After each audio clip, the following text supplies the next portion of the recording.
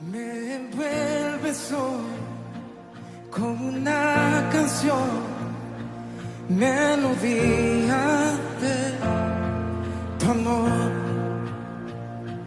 Cantas libertad en mi adversidad, hasta que huya temor. Ya no soy un esclavo del temor. El podcast de Milton Tello. Yo soy hijo de Dios.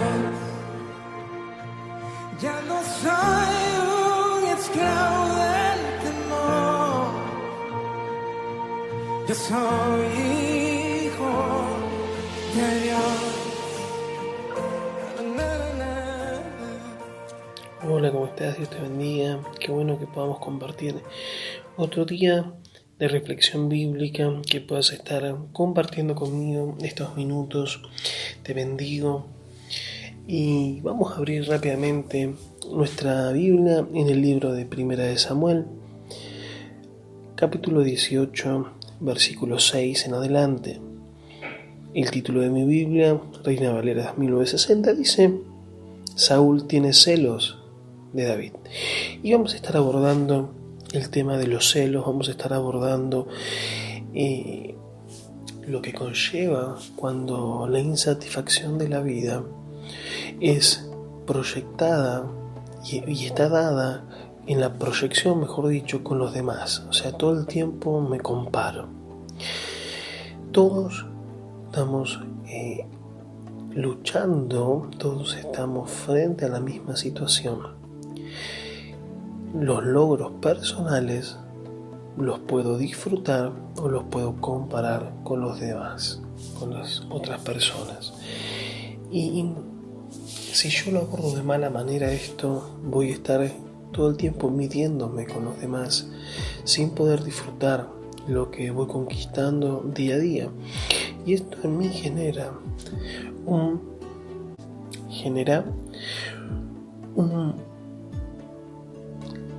una sensación de postergación, de tristeza, de frustración, porque constantemente mis conquistas, no estamos hablando de fracasos solamente, porque ¿quién no se siente frustrado en algún punto al no poder alcanzar lo que había proyectado con un fracaso? Estamos hablando de conquistas.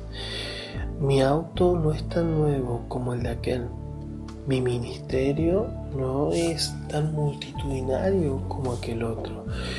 Mis estudios no los he perfeccionado tanto como Mengano. No hablo como sultano. No tengo, miren, en esta comparación a veces hasta lo más mínimo lo ponemos en tela de juicio, y en vez de alegrarnos de lo que Dios nos da, muchas veces empezamos a boicotear nuestras propias conquistas. Y vamos a ver que no hay nada más cerrado. Vamos a la palabra. Versículo 6 del capítulo 18 dice de esta manera: Aconteció que cuando volvían ellos, cuando David volvió de matar al filisteo, salieron las mujeres de todas las ciudades de Israel cantando y danzando para recibir al rey Saúl, con panderos, con cánticos de alegría, con instrumentos de música. O sea, hicieron una gran celebración porque habían ganado la guerra contra la batalla contra los filisteos. Recordemos que habían vencido, y acá narra anteriormente, y había sucedido el enfrentamiento de David y Goliat. Amén. Vemos que dice anteriormente a esto. Podemos ver que las mujeres salían a celebrar la victoria que había sobre Israel, que había conseguido su rey.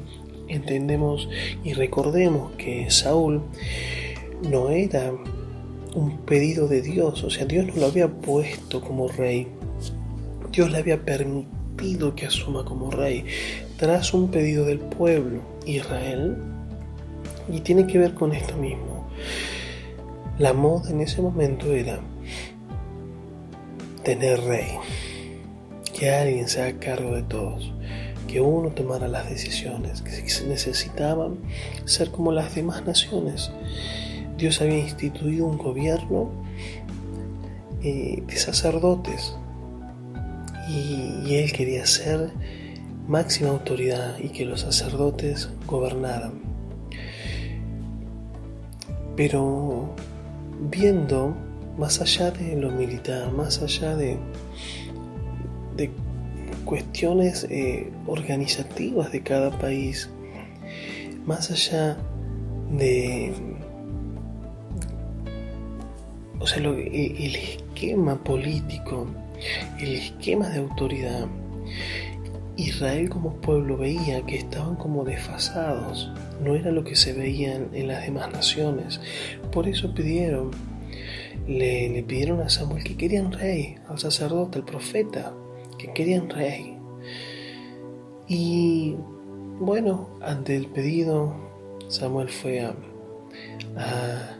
Dios y le dijo. Dios le permitió que fuera Saúl porque tenía grandes cualidades físicas, era el mejor de todo el pueblo. Y ahora vamos a ver que muchas veces lo mejor a los ojos naturales no es lo que Dios elige ni lo que Dios prefiere. Amén. Así que desde este punto vamos a abrir otra línea paralela al pensamiento de la comparación y vamos a ver cómo Dios ve. Vamos a seguir leyendo y desde la óptica de que a Saúl, que es un estereotipo de persona, le importaba mucho el qué dirán de los demás. Amén. ¿Conoce a alguien así? Alguien que constantemente está midiéndose qué es lo que los demás opinan de él. Ese es el pensamiento que corroe su mente. Vamos a seguir leyendo versículo 7. Y cantaban, ¿quiénes? Estas mujeres que salieron a festejar la victoria de Israel, del rey y de todo el ejército, ¿no? Aunque, perdón el paréntesis, fueron unos cobardes. Dios usó a David para liberar toda una nación de la opresión de los filisteos. Vamos a leer el versículo 7. Y cantaban las mujeres, que danzaban y decían: Saúl hirió a sus 1000 y David a sus 10,000. Miren el favor de Dios, cómo te hace ver. Cuando uno camina obedeciendo a Dios, no amedrentándose, no comparándose, sino que caminando en la palabra de Dios, seguro, vamos a obtener resultados extraordinarios. Los gigantes van a caer. Y acá hay una revelación clara antes de seguir, que los gigantes no caen. Los gigantes no caen cuando hay un pensamiento como el de Saúl, porque es vulnerable al miedo, es vulnerable a la comparación y a las medidas naturales. Amén. Medía su estatura con Goliat, imposible de vencer. Medía su ejército, que estaban todos aterrorizados ante la actitud del rey, y los filisteos eran bravos y estaban con temor. Vemos que David lo único que miraba era a Dios y la estatura del Dios que se propuso conocer. Amén. Pero hay algo que a Saúl que molesta a este estereotipo de personas que son totalmente, quieren caer bien, quieren constantemente que todos vean sus logros y quieren ser los mejores a la fuerza, en el sentido de que les gusta la competitividad, ahí está, disculpen. Constantemente quieren que sus logros sean visibles, que está bien en un sentido, pero desmedidamente es algo que nunca termina, porque no hacen, muchas veces esta clase de personas no se esfuerzan por lo suyo propio, por una por una meta personal y se alegran en eso, sino que constantemente la meta es agradar a otro. Y uno no puede vivir de esa manera. A Saúl le importaba más lo que pensaban las mujeres. Y miren que después de la guerra, de que vino un muchachito que no lo conocía nadie y venció al enemigo número 1 de Israel, y fue tremendo. Saúl le ofreció su armadura, no la quiso, lo venció con una onda, ni siquiera con un arma de guerra, era un pastor. Y Saúl no pensaba en eso, en lo que tendría que estar pensando como rey. Hay algo, el pensamiento correcto, ¿cuál sería? Hay algo que no estoy entendiendo. ¿Cómo vino este? Y yo, siendo un rey, me escondí con miedo. Amén. ¿En qué estaba pensando cuando llegó? ¿En la victoria? ¿En la derrota como líder personal? ¿En hacer un planteo de sus fallas y sus errores para reestructurarse, para poder cambiar y tomar una actitud correcta? No. Estaba triste y le agarró envidia, le destrozó el ego, que las mujeres, a quien seguramente querría agradar, lo sabemos. Pero como dije, esta clase de persona intenta agradar constantemente a los demás. Cantaran y reconocieran lo que hizo David, en vez de reconocer lo que hizo él. ¿Qué más? Lo reconocían y fueron muy generosas. Dice que mató a sus miles. Él estaba apabullado, escondido. No fueron buenas realmente las mujeres. El texto bíblico dice que estaban aterrorizados. Y David mató a sus 10.000, decía el cántico. Y esto no lo podía tolerar. Esta clase de persona no tolera el éxito ajeno. Cuando uno ve a alguien exitoso, en vez de querer competir, debe preguntarse ¿qué está haciendo para lograrlo? Dios me mandó que sea por acá. ¿Cómo? Hay algo que está haciendo que tal vez puedo implementar en mi vida. Porque la palabra de Dios dice que la sabiduría es escudriñarlo todo y tomar lo bueno. Amén. Y vamos al versículo 8. Y se enojó Saúl. ¿Qué dejó entrar? El enojo. Cuando la comparación en tu vida, cuando todo el tiempo es una cuestión de llegar, de competiciones es la palabra, con los demás, con los logros ajenos, que entra a tu vida la frustración, pero que es tremendo cuando entra el enojo. Porque yo no puedo. En vez de ver lo que sí podés, lo que tenés, no. Parece que el otro tiene más. Y entró el enojo en Saúl, y se enojó en gran manera, dice. Y le desagradó este dicho, y dijo: a David dieron 10.000 y a mí miles. No le faltaba más que el reino. Lo que no sabía Saúl es que cuando uno deja entrar el enojo y deja entrar la envidia, ¿qué es lo que sucede? Uno empieza a perder autoridad espiritual. Amén. ¿A quién se le había dado el reino? Pasa que Saúl no era alguien espiritual. Ya el reino se le había prometido mediante el ungimiento de Samuel a David. Dios ya le había confirmado que él iba a ser el futuro rey. Y Saúl dice: lo único que falta es que se le dé el reino. Ahora, por la batalla, Saúl se había comprometido en hacerlo su yerno. Desde ese mismo momento, ¿cómo vamos a identificar gente así? Cuando nuestras victorias, cuando lo que Dios haga en nuestra vida le desagrade a otro. Vamos a ver gente que nuestro éxito le molesta porque están mirando solo lo suyo propio. Amén. Esa es la gente que no nos conviene rodearnos, porque no vamos a crecer. No nos acompañan para crecer. Amén. Vamos a seguir leyendo. Versículo 9. Y desde aquel día Saúl no miró con buenos ojos a David. Y el versículo 10 dice,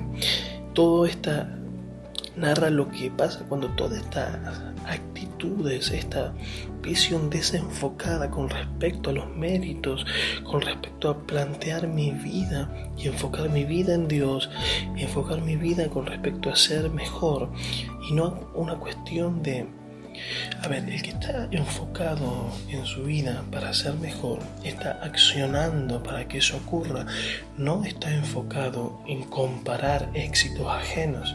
Y el que está enfocado en eso nunca está trabajando en su interior. No es compatible. Amén. ¿Qué sucede? Versículo 10 dice que desde aquel día que que Saúl miró con desagrado a la gente que Dios le daba victorias, sin entender qué estaba haciendo mal, sin querer, sin arrepentirse de todo la responsabilidad que le había tocado, que no había tomado. Aconteció al otro día que un espíritu malo de parte de Dios tomó a Saúl y desvariaba. Vamos a terminarlo de leer. Desvariaba de la casa David, tocaba para que él se calmase. Se lo resumo. David era músico y tocaba para que él para que esté en paz, digamos.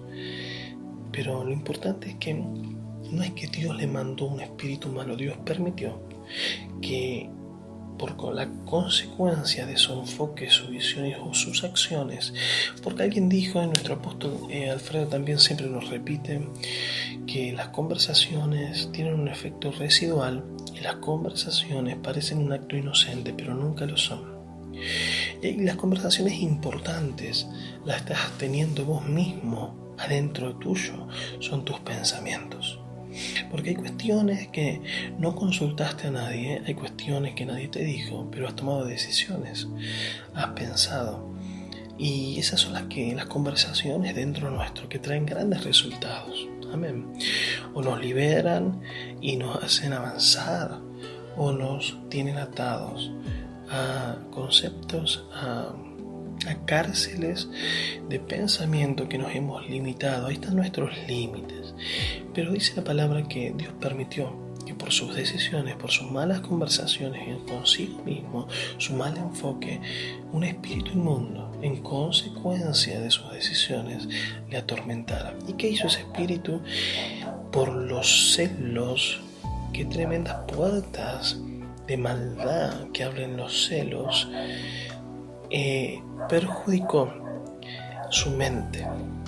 La gente celosa, y vemos un estereotipo de todos los celosos, que esos celos enfermizos, no solamente con respecto, la Biblia es clara en este punto, no solo con respecto a una pareja, sino que los celos se manifiestan en muchas maneras. Y me llama la atención que estos celos enfermizos están todo el tiempo queriendo tener el control, pero de mala manera, no como corresponde. Pide y no genera nada. Pide y no construye. Exige y no construye. Y David exigía que él quería ser más que David en la guerra, pero se escondía de miedo. Amén. Y así mucha gente exige, pero no construye. David tenía algo particular, que para él era todo nuevo, y le estaba creyendo a Dios, veía a Dios, no podía, era todo tan irreal en el sentido de que no estaba acostumbrado ni al trono, no estaba acostumbrado, él estaba acostumbrado a las ovejas, y todo lo que se le presentaba a su vida era un desafío de parte de Dios. Por eso te animo que cuando alguien está creciendo en Dios y que son todos desafíos, no lo envidies, acompáñalo, que te inspire a cambiar, que te inspire a avanzar, acompáñalo, porque ciertamente te vas a enfocar. David no tenía el reino, pero en lo espiritual tenía el reino. Amén. Saúl tenía el reino en lo natural, pero perdió el reino en su corazón, perdió autoridad. Te quiero bendecir y recapitulando, resumiendo los celos y la comparación con el otro no van a traer enfoque para que pueda ser efectivo en la vida. Amén. Te bendigo, gracias por estar compartiendo este momento. Te animo que le puedas darle like a este podcast, que puedas compartir mis podcasts, y si no sos amigo de Dokime Chivilcoy, te invito a que lo seas. Vamos a estar, por ejemplo, hoy martes y jueves saliendo en vivo desde Facebook, y te agradezco por este tiempo invertido. Que el Señor te bendiga abundantemente.